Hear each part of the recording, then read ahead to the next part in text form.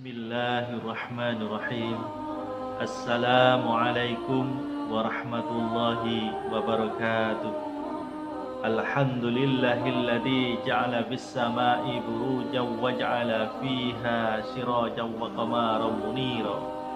Wa huwal ladzi ja'ala al-laila wan nahara khilfatan liman arada ay yadhakkara aw arada syukura. Asyhadu an la ilaha illallah wahdahu la syarika lah, syahadatan tunajji qailaha yauma yub'atsun, yauma la yanfa'u malun wala banun illa man atallaha biqalbin salim. Wa asyhadu anna Muhammadan abduhu wa rasuluh al-mab'utsu rahmatan lil alamin, innahu la ala khuluqin 'adzim. Allahumma salli wa sallim ala abdika wa rasulika nabiyil karim Muhammadin wa ala alihi wa ashabihi ajma'in tayyibin amma ba'd. Ma'asyiral muslimin, para pemirsa yang budiman yang dirahmati Allah SWT, bersyukur kepada Allah dengan mengucapkan alhamdulillahi rabbil alamin atas segala limpahan nikmat karunia-Nya kepada kita sekalian, berupa nikmat sehat, nikmat iman, dan nikmat Islam. Ma'asyiral muslimin, para hadirin, para pemirsa yang budiman yang berbahagia, salawat dan salam Allah semoga senantiasa tercurah kepada baginda Rasulullah Muhammad sallallahu alaihi wasallam, keluarganya dan para sahabatnya serta para pengikutnya hingga hari pembalasan. Ma'asyiral muslimin, para pemirsa yang dirahmati Allah SWT, saya menyampaikan materi kajian ini tiada lain untuk mengingatkan kepada diri saya sendiri dan kepada para pemirsa budiman yang dirahmati Allah, bahwa generasi kedepannya kita harus lebih baik dari generasi sebelumnya. Itulah cita-cita dan harapan kita selaku umat dan bangsa Indonesia, senantiasa menginginkan suatu perubahan, suatu kualitas umat berikutnya agar lebih baik dari hari ini. Saudara-saudaraku, para pemirsa yang budiman yang berbahagia, sesungguhnya kalau kita melihat situasi dan kondisi akhir-akhir ini atau zaman ini yang semakin hari orang mengindahkan kepada hal-hal ketauhidan, marilah kita kembali, kita perbaiki kekurangan-kekurangan yang ada di dalam diri masyarakat kita, khususnya umat Islam dan bangsa Indonesia yang mayoritas adalah umat Islam. Para pemirsa yang budiman yang dirahmati Allah SWT, sesungguhnya tauhid yang murni dan bersih adalah inti dari ajaran dari semua risalah samawiyah yang diturunkan oleh Allah SWT. Ia adalah tiang penopang yang menegakkan bangunan Islam. Ia adalah syiar Islam yang terbesar yang tak dapat terpisahkan dari Islam itu sendiri. Inilah pesan utama Allah kepada Rasulnya yang diutus kepada umatnya, sebagaimana firman Allah SWT, A'udzu billahi as-samil 'alim minasy syaithanir rajim, wa laqad ba'atsna fi kulli ummatin rasulan an i'budullaha wajtanibut taghut. Sungguh kami telah mengutus kepada setiap umat seorang rasul untuk menyampaikan, sembahlah oleh kalian akan Allah dan jauhilah tauhid. Quran surat An-Nahl ayat 36. Para pemirsa yang budiman yang dirahmati Allah SWT, itulah misi utama para rasul, menegakkan penyembahan dan penghambaan hanya kepada Allah, serta menafikan dan menjauhi segala bentuk tauhid. Dan yang dimaksud dengan tauhid adalah segala sesuatu yang menyebabkan seseorang hamba melampaui batas-batas yang seharusnya tidak ia langgar, baik berupa sesembahan, panutan, dan ikutan. Sehingga tauhid setiap kaum atau komunitas adalah siapapun yang mereka jadikan sumber dasar hukum selain dari Allah dan Rasul-Nya. Inilah yang menjadi patokan kita, inilah yang menjadi pedoman kita. Yang mereka menjadikan Tuhan selain Allah SWT, yang mereka taati meskipun dimurkai dan tidak diridhai oleh Allah SWT. Allah SWT berfirman, A'udzu billahi as-samil 'alim minasy syaithanir rajim. Alam tara ilal ladzina yaz'umuna annahum amanu bima unzila ilaika wa ma unzila min qablik yuriduna ayyatahakamu ila taghuti wa qad umiru ayyakfuru bihi. Tidaklah engkau melihat kepada orang-orang yang menyangka bahwa mereka telah beriman kepada apa yang telah diturunkan kepadamu dan yang diturunkan sebelummu, padahal mereka ingin bertahkim, mengambil hukum dari tauhid, padahal sungguh mereka telah diperintah untuk kafir kepadanya. Quran surat An-Nisa ayat 60. Para pemirsa yang budiman, yang berbahagia, kedua unsur penting inilah yang terangkai dalam kalimat suci, yakni La ilaha illallah. Tiada Tuhan yang berhak disembah selain Allah. Hadirin para pemirsa budiman yang dirahmati Allah SWT, di atas kalimat tauhid yang murni dan mulia itulah Rasulullah SAW membangun umatnya. Di atas landasan yang kokoh itulah beliau menegakkan dakwah. Dari situlah beliau menegakkan generasi yang hanya mengesahkan kepada Allah SWT yang Maha Esa, dan membebaskan diri mereka dari cengkeraman makhluk-makhluk lain yang dianggap sekutu bagi Allah Subhanahu wa taala. Dan ketika seorang muwahhid mengucapkan dan melantunkan kalimat tauhid itu, maka seharusnya ia meyakini dua hal yang menjadi tujuan dari kalimat suci tersebut. Apa itu tujuan? Ada apa dua tujuan itu, saudara-saudara? Tujuan pertama adalah menegakkan yang hak dan membersihkan yang batil. Sebab mereka yang sesungguhnya dari kalimat La ilaha illallah, jadi dari makna kalimat La ilaha illallah itu adalah tidak ada yang berhak untuk disembah selain Allah, sehingga segala sesuatu selain Allah adalah batil dan tidak berhak mendapatkan hak-hak ilahiyah, hak-hak untuk disembah. Dan lihatlah bagaimana Rasulullah SAW membersihkan Jazirah Arab dari kotoran-kotoran dan kekuasaan tauhid dan patung-patung sesembahan.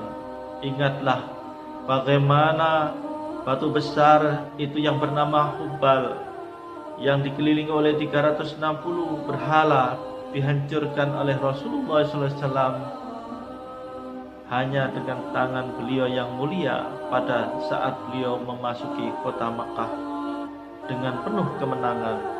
Dan semua itu beliau seraya mengulang-ulang firman Allah, A'udzu billahi samil alim minasyaitonir rajim.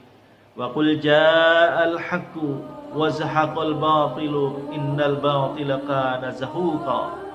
Dan katakanlah, wahai Muhammad, telah datang al-haq dan hancurlah yang batil. Sesungguhnya yang batil itu pasti hancur. Quran surat Al-Isra ayat 81. Kemudian saudara-saudaraku, tujuan yang kedua adalah mengatur dan meluruskan perilaku manusia agar selalu dalam lingkaran tauhid yang murni kepada Allah, yang terpancar dari kalimat tauhid, agar semua tindak tanduk manusia dilandasi oleh keyakinan bahwa Allah lah satu-satunya Tuhan yang Maha Kuasa. Para pemirsa yang budiman yang dirahmati Allah, sejak dahulu hingga sekarang begitu banyak manusia yang tersesatkan oleh keyakinan berbilang Tuhan yang disembah, yang dapat diminta pertolongan, yang dapat dijadikan sumber hukum, dan yang berhak mendapatkan kekhususan ilahiyah. Dan keyakinan ini adalah sebuah kesesatan yang nyata yang telah diperangi oleh Islam dengan keras, sehingga mereka, ingatlah, tidaklah mengherankan bila tauhid yang murni kemudian menjadi syiar terpenting Islam yang selalu ada dalam aspek i'tiqad dan amaliyah. Dengan syiar inilah Islam dikenal, bahkan karenanya Islam diperangi. Seputar syiar itu pula lah pertentangan antara al-haq dan ahlul batil terus berlanjut. Allah Subhanahu wa taala berfirman, A'udzu billahi samil alim minasyaitonir rajim. Inna ilahakum lawahid Rabbus samawati wal ardi wa ma bainahuma. Sesungguhnya Tuhan kalian benar-benar satu, Tuhan yang menciptakan, mengatur dan menguasai langit dan bumi serta yang ada di antara keduanya. Quran surat As-Saffat ayat 4 sampai dengan 5. Dan sesungguhnya kemunduran dan musibah-musibah yang selama ini menimpa kepada umat Islam adalah disebabkan mereka tidak lagi memperhatikan syiar penting ini. Inilah lemahnya ikatan tauhid dalam jiwa-jiwa mereka, adalah sebab utama dari berbagai kekalahan kaum muslimin dan kemenangan musuh-musuh mereka yang kita saksikan dalam kurun waktu yang cukup lama. Banyak di antara kaum muslimin yang tenggelam dalam kebodohan terhadap tauhid ini, sehingga mereka mendatangi penghuni-penghuni kubur, berdoa di depan batu-batu nisannya, meminta pertolongan penghuninya saat susah dan sedih. Bahkan lebih dari itu, seringkali mereka memuji dan mengagungkan penghuni kubur itu dengan ungkapan-ungkapan yang hanya pantas diberikan kepada Allahu Rabbul Alamin.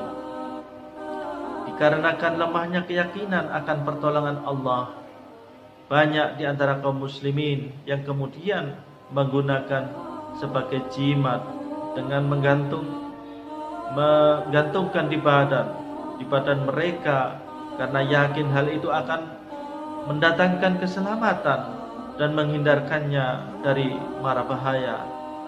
Padahal Allah Subhanahu wa taala telah menegaskan, wa yamsaskallahu bidurrin wala kasifalahu illa huwa wa yamsaska bi khairi fa huwa ala kulli syai'in qadir.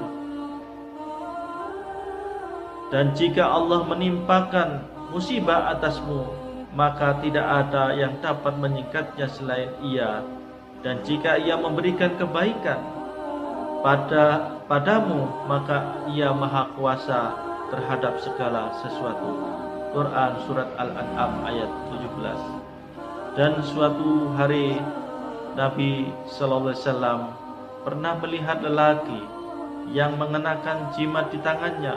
Lalu beliau berkata, yang artinya, cabutlah benda itu, karena ia hanya akan semakin membuatmu lemah takut. Karena sesungguhnya jika engkau mati dalam keadaan memakainya, maka engkau tidak akan beruntung selamanya. Hadis riwayat Ibnu Majah dan Ahmad dengan sanad la ba'sa bih.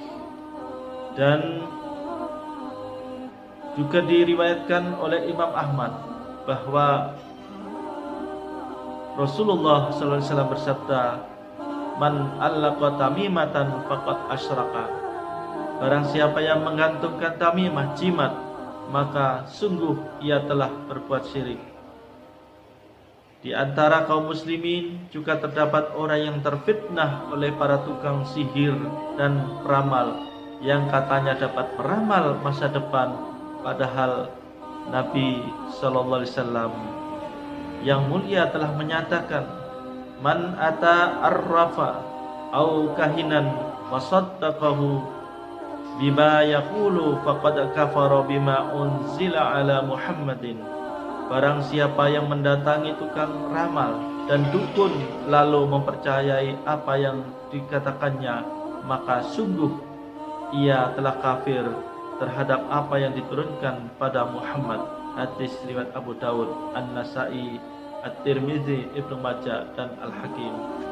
Masyarul muslimin, para pemirsa yang budiman yang dirahmati Allah SWT, inilah kajian kita yang amat berharga bagi generasi muda yang akan membentuk masyarakat yang madani, masyarakat yang baik, masyarakat yang bertauhid, yang akan melanjutkan para ulama kita yang akan terus sampai akhir zaman memperjuangkan Islam dengan kalimat tauhid ini, la ilaha illallah. Mudah-mudahan kajian ini memberikan suatu faedah, manfaat kepada generasi muda kita, sehingga tidak terjebak kepada hal-hal kesyirikan, kemusyrikan dan lain sebagainya. Inilah harapan dan cita-cita dari Rasulullah SAW dalam membebaskan Jazirah Arab. Dan sampai hari ini kita terus-menerus untuk senantiasa menyampaikan dakwah apa yang disampaikan oleh Rasulullah, dan kita selaku umatnya dituntut untuk selalu menyampaikan dakwah menurut kapasitas kemampuan kita masing-masing. Itulah harapan dan cita-cita dari Rasulullah Muhammad SAW agar umat Islam senantiasa terbebas dari hal-hal kesyirikan, hal-hal yang melenceng dari jalur atau jalannya Allah dan Rasulnya. Saudara-saudaraku, para pemirsa yang budiman yang berbahagia, jadi intinya bahwa dakwah tidak akan berhenti dan selamanya, dari zaman ke zaman, dari masa ke masa akan senantiasa eksis dan akan dilanjutkan oleh generasi berikutnya. Namun apabila saudara-saudaraku aktivitas dakwah ini berhenti, maka stagnan, tidak terjadi gerakan-gerakan untuk selalu mengingatkan kepada generasi berikutnya, maka otomatis selesailah seluruh hal-hal yang sudah baik akan menjadi runtuh dan hancur serta rusak. Itulah pelajaran ini dapat kita simpulkan bahwa ini harus dilakukan secara intens dan masif, yang dilakukan oleh para dai atau orang-orang yang memiliki kapasitas untuk menyampaikan, atau kita selaku umat Islam menurut kapasitas kita, apa yang dapat kita terima yang sudah kita terima lalu kita sampaikan kepada saudara-saudara sesama muslim untuk mengingatkan bahwa marilah kita untuk senantiasa bersikap lurus tauhid kita hanya kepada Allah SWT, bukan selain dari Allah. Inilah yang harus menjadi renungan kita, sehingga kita umat Islam akan terbebas dari hal-hal yang menyebabkan kita tergelincir kepada kesesatan, dan ini yang tidak kita harapkan. Mudah-mudahan pula kita di akhir-akhir sisa umur kita dapat mengabdikan kepada Allah melalui berbagai istilahnya ladang kegiatan, ladang profesi kita masing-masing dimanapun kita berada, tetapi tetap kita menyampaikan dakwah ini sebaik-baiknya kepada seluruh masyarakat muslim atau umat manusia, tidak mengenal suku dan bangsa. Marilah apabila beliau dirinya menamakan muslim, maka itu adalah saudara-saudara kita. Baiklah para hadirin, para pemirsa yang budiman, itulah hal-hal mengenai tauhid yang murni. Itu harus kita kembalikan kepada jalurnya yang benar. Jangan lagi kita melenceng dari hal-hal yang telah digariskan oleh Allah dan Rasulnya. Dan insya Allah kita akan selamat apabila kita melakukan hal-hal yang telah sesuai dengan garis yang ditetapkan oleh Allah dan Rasulnya, dan kita akan mengikutinya. Itulah hikmah yang terbaik bagi kita dan kajian kita kali ini. Demikian para pemirsa yang budiman yang dirahmati Allah, mudah-mudahan apa yang saya sampaikan selaku penyampai materi ini, kajian ini, mungkin saya selaku manusia biasa masih banyak keterbatasan apabila ada kekurangan hal-hal ucapan dari lisan saya, itulah kelemahan saya. Mungkin di suatu saat nanti kita akan selalu berupaya memperbaiki diri, dan kita di dalam Islam senantiasa dituntut untuk belajar dan belajar, tidak mengenal usia dan waktu. Itulah hal yang terpenting bagi kita. Terima kasih atas segala perhatiannya. Demikian dari saya. Nasrun minallahi wa fathun qarib. Wassalamualaikum warahmatullahi wabarakatuh.